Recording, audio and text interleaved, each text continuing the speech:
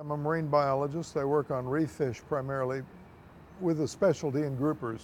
We work on their habitat, spawning habitat, juvenile habitat, and reproductive biology, things like that. Basically, the ecology of reef fish. When we first started with this fish, it was about the early to mid 90s.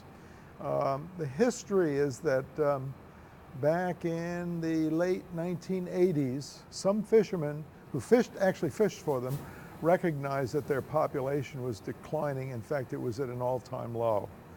And they went to the Gulf of Mexico Fishery Management Council and said, you know, we've got to do something because this species is about to tank.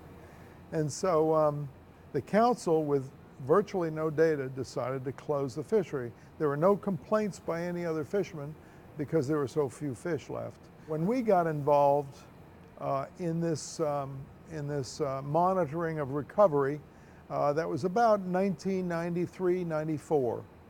And we've been monitoring it ever since. And what we found was the population recovered fairly rapidly off of Southwest Florida. There were a lot of adults offshore by 1998.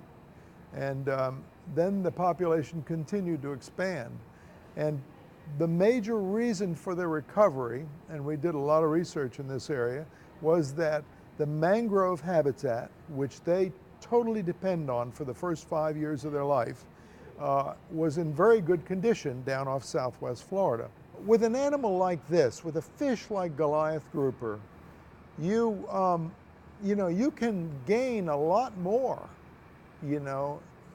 economically from these live fish because they are so rare on reefs in the earth, around the entire earth. The end product would be a healthy population that both divers could enjoy, dive boat operators would have a better economic outlook.